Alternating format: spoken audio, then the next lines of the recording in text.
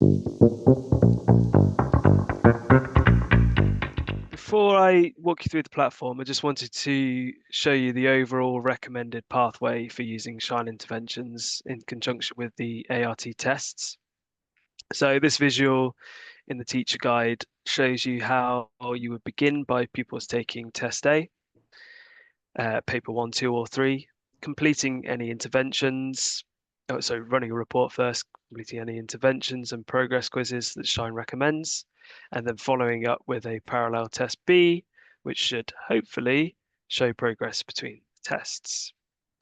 But for the purposes of this demo, we're assuming that the 1A ART tests have already been completed and that data is already recorded in the platform.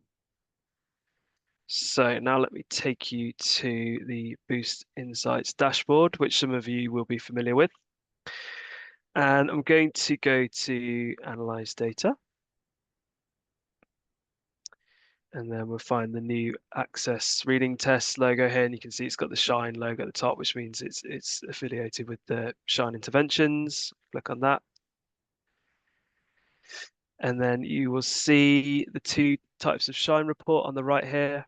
So you've got they've got the Shine logos on them again there. So you've got the group report, and this groups pupils into intervention groups according to their test scores and identifies the area or areas of learning that they were weakest in. And then you've got the individual intervention reports where you can view performance of an individual learner. And this again identifies the area or areas of learning that they were weakest in according to their test scores. So I'm first going to run an individual report. I've got my group set up here. Select the paper.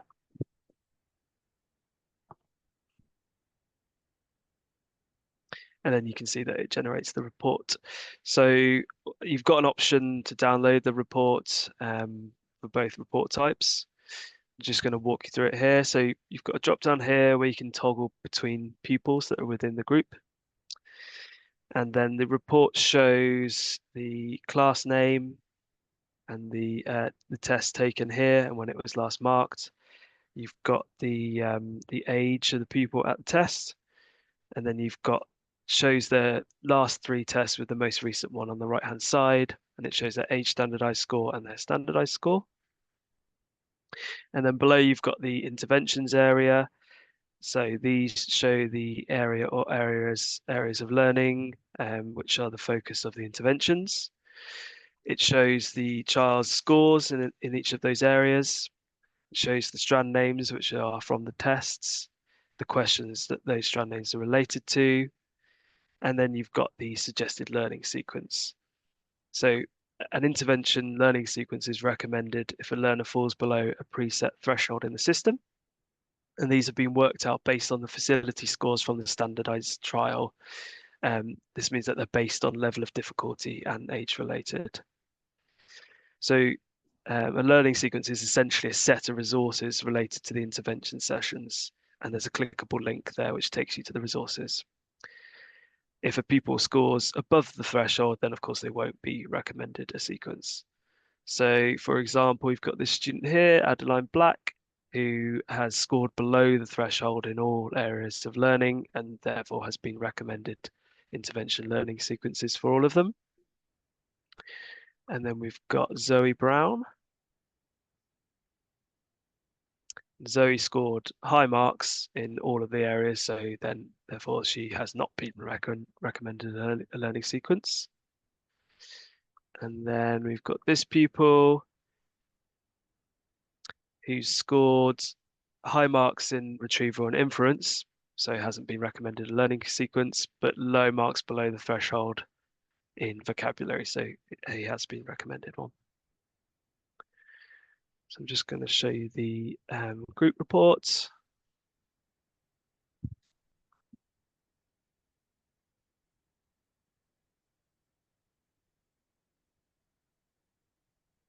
Select paper. So again, this shows you the name of the class that you're running the report for, the test taken, and the date when the test was taken. And then you've got the interventions area here. So again, areas of learning, strand, suggested learning sequences. And here you've got the lists, the groups of pupils for each area of learning and the pupil names with their scores. So this is essentially grouped these pupils according to their scores into the different areas of learning so that you can then run intervention sessions with those groups. There's no examples of this here, but if there's a green highlight around their score, that's for a pupil who scored 0. So that suggests that this pupil might need some more specific support. They might have just arrived at the school and missed the teaching on this particular area. So you may decide that you want to offer them some different support than what would be offered for these intervention groups. Similarly, for pupils with very low scores, like we've got Adeline here, you may wish to use your own judgment as to whether these pupils have specific needs. So just to turn to the areas of learning, so these are the key comprehension skills that have been organized into these 3 focuses, known as the areas of learning. So we've got retrieval, which is identifying information within a text using the language of the text. We've got inference, which is covering both inference and analysis areas of ART, including inferring characteristics and feelings, inferring the writer's purpose, and inferring from figurative language. And then we've got vocabulary, which is deducing the meanings of words from context. So what would happen next is you click into one of these learning sequences here through the link, and it's going to open up a new window. So I've got one here that I'd saved earlier. So for example, this is the retrieval area of learning. Opens up this window. You've got a main viewing window here where you can view the resource, and you can do various things such as scroll, zoom, rotate, make full screen, and download. So you can download all of the resources that are available. For each area of learning, there's a choice of interventions, which you can see in the side panel here. There are 3 for retrieval, as you can see here. So you've got the 3 different texts that they're based on. And there are also 3 for vocabulary learning sequences. There are 6 inference learning sequences, as this tends to be a harder skill to master and one that learners more often struggle with. The retrieval and inference learning sequences have a recommended teaching order because these interventions are based around texts, and it's possible to select fiction or non-fiction text types related to these interventions.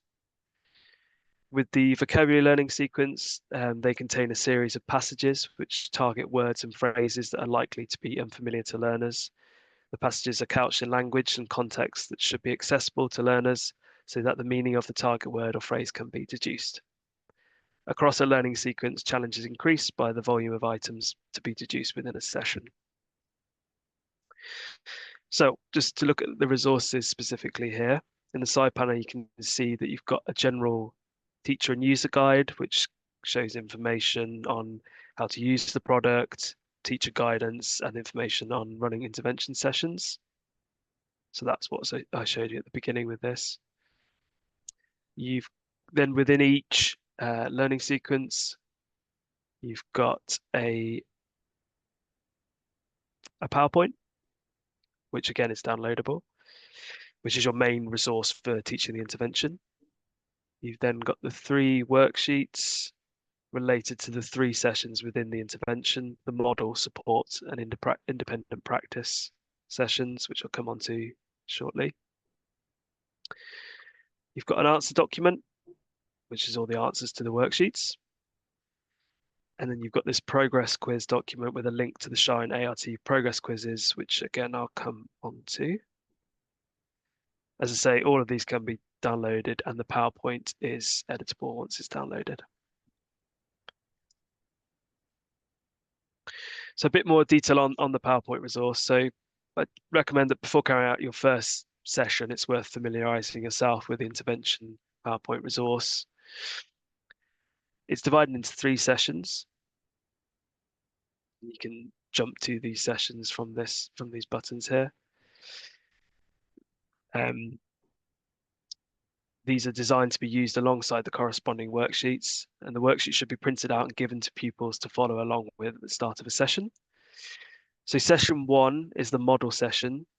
And the learner is provided with a clear structure and method for approaching any text and questions through 3 modelled examples and further practice opportunities. Session 2 is the support session. The learner is offered 2 modelled examples and is invited to apply the method with reduced support. And then session 3 is the independent practice session. The learner is supported with 1 modelled example and then independently accesses the text and accompanying questions. And the idea here is that as learners gain skills and confidence as they work through the sessions, the amount of support is reduced so that pupils practice the skills more independently by the end. Of course, this will need to be judged on a pupil by pupil basis, and you may decide to offer more or less support accordingly. And a bit later, Marie's going to talk through the details of the components within the intervention sessions and the methodology behind them in her part of the webinar. So, last bit I just wanted to mention are the progress quizzes.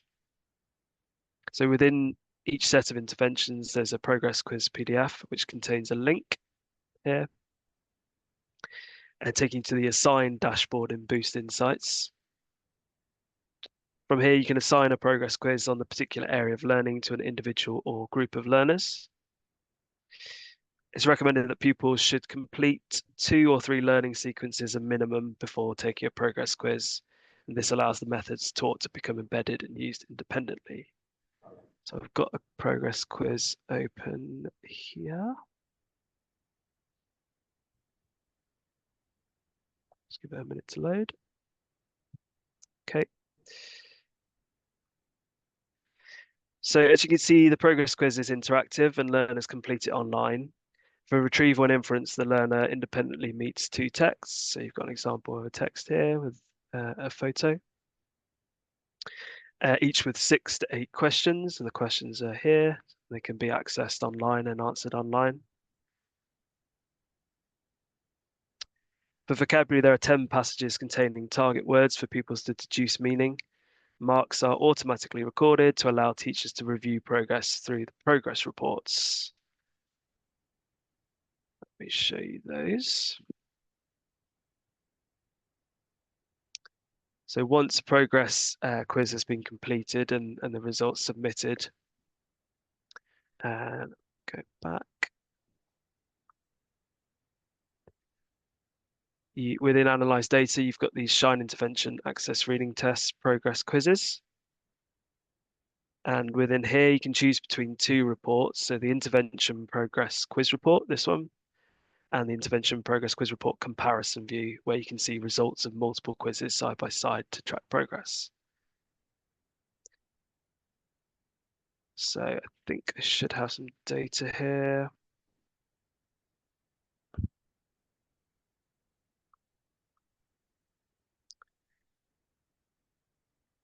Yeah, so this is a pupil who's taken a progress quiz. It shows you the breakdown of their answers per question, and it gives you an overall score.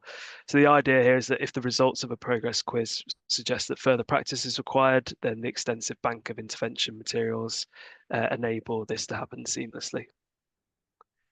And that is it from me. So I hope you found that useful, and I'm now going to hand over to Marie.